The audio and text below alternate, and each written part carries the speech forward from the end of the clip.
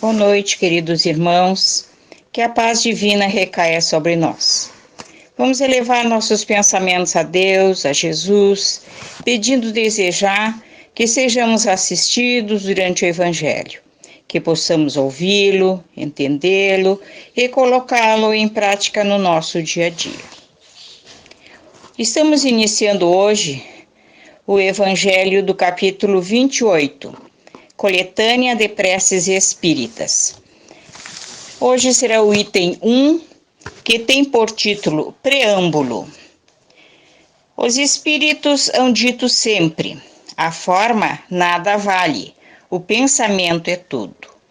Ore, pois, cada um segundo suas convicções e de maneira que mais o toque. Um bom pensamento vale mais do que grande número de palavras com as quais nada tenha o coração. Os espíritos jamais prescreveram qualquer fórmula absoluta de preces. Quando dão alguma, é apenas para fixar as ideias e, sobretudo, para chamar a atenção sobre certos princípios da doutrina espírita. Fazem-no também com o fim de auxiliar os que sentem embaraço para externar suas ideias, pois alguns há que não acreditariam ter orado realmente, desde que não formulassem seus pensamentos.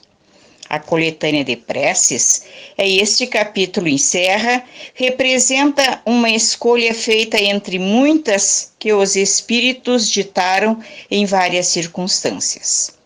Eles, sem dúvida, podem ter ditado outras, em termos diversos, apropriadas a certas ideias ou a casos especiais.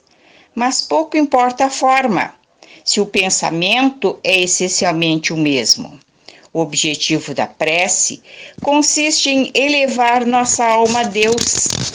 A diversidade das fórmulas, nenhuma diferença deve criar entre os que nele creem, nem ainda menos entre os adeptos do Espiritismo, porquanto Deus as aceita todas, quando sinceras.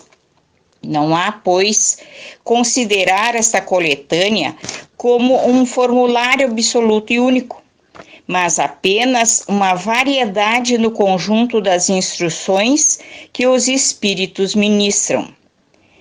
É uma aplicação dos princípios da moral evangélica desenvolvidos neste livro, um complemento aos ditados deles, relativos aos deveres para com Deus e o próximo, complemento em que são lembrados todos os princípios da doutrina.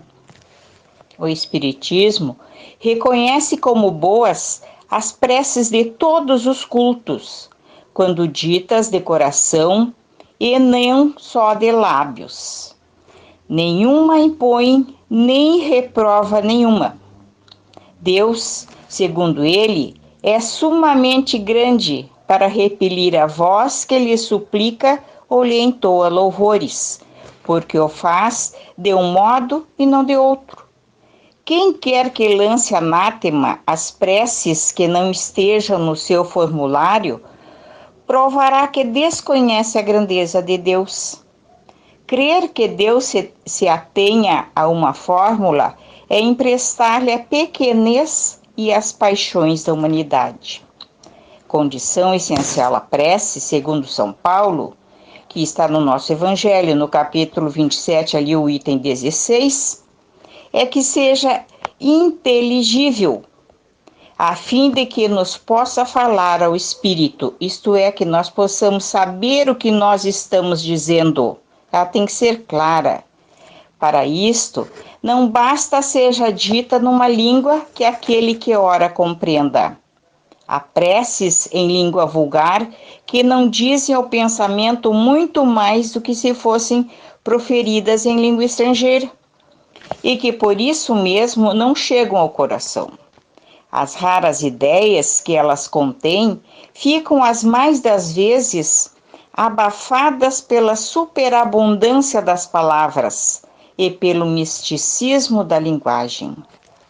A qualidade principal da prece é ser clara, simples, concisa, sem fraseologia inútil, nem luxo de epítetos, que são meros adornos de lantejoulas.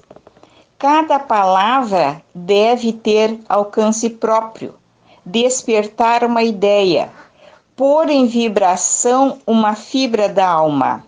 Numa palavra, deve fazer refletir. Somente sob essa condição pode a prece alcançar o seu objetivo, de outro modo não passa de ruído. Entretanto, notai com que ar distraído e com que volubilidade elas são ditas na maioria dos casos. Vêem-se lábios a mover-se, mas pela expressão da fisionomia, pelo som mesmo da voz, verifica-se que ali apenas há um ato maquinal, puramente exterior, ao qual se conserva indiferente a alma. Estão divididas em 5 categorias as preces constantes nesta coletânea. Primeira, preces gerais. Segundo, prece por aqueles mesmo que ora. Terceiro, prece pelos vivos. Quarta, prece pelos mortos. Quinta, preces especiais pelos enfermos e pelos obsediados, com o propósito de chamar de maneira especial a atenção sobre o objeto de cada prece e de lhe tornar mais compreensível o alcance, vão todas precedidas de uma instrução preliminar, de uma espécie de exposição de motivos, sob o título de prefácio. Como temos ouvido em evangelhos anteriores, que toda a prece feita com fé, ela chegará aos espíritos encarregados de recebê-la. Aprendemos também que o que devemos pedir para nós é nossa melhoria moral e que devemos agradecer sempre, até aquilo que achamos menos bom ou que achamos que não merecemos, pois devemos entender que se passamos ou estamos passando por momentos menos bons, é porque necessitamos dessa prova, muitas vezes até para exercitarmos nossa fé.